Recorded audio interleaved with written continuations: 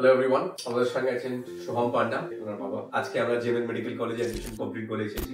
Sir, আপনি তো অনেকদিন ধরে আমাদের সঙ্গে আছেন, তো শিক্ষা আসার পরে তখন আপনার ফার্স্ট যে আমাদের সঙ্গে মিটিং হলো, তখন আপনার মাথার মধ্যে কি চলছিল আর আপনার জাজমেন্ট অ্যাসেসমেন্টটা কি হলো শিক্ষার এগেইনস্টে? মানে প্রথম থেকেই আমার টার্গেট ছিল যে আমি শিক্ষাতে যাব। গত বছর থেকেই আমার টার্গেট ছিল আমি শিক্ষাতে যাব এবং শিক্ষার সঙ্গে একটা ডিল করবো, যাতে একটা ভালো বেটার কলেজ পাই।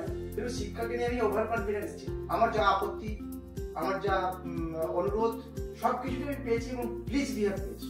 বিশেষ করে আমি প্রথম থেকেই কোনো কলেজের সঙ্গে বিয়ে চুক্তিবদ্ধ হওয়ার পক্ষপাতী ছিলাম না। আমি চাইছিলাম যে এমন একজন কাউন্সিলরের কাছে আমি যাবো যেখান থেকে আমরা ফুল অ্যাডভান্টেজ গুলো পাবো এবং প্রপার ওয়েতে আমরা যাতায়াত করতে পারবো।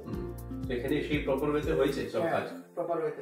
আপনার স্যাটিসফ্যাকশনের জন্য আমরা কলেজ গেলাম, আপনাকে কলেজ দেখালাম, ম্যানেজমেন্টের সঙ্গে কথা বলালাম, যেহেতু আমরা একটা কলেজ ছেড়ে অন্য কলেজের দিকে যাচ্ছিলাম।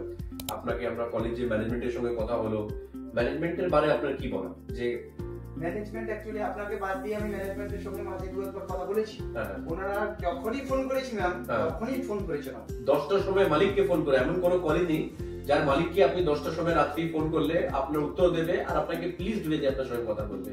সেটা ঠিক কিনা? হ্যাঁ, একদম ঠিক। 10 নম্বরে যদি নাম্বার দিতে হয় কত দেবে? আমি 10ই দেবো। Thank you very much.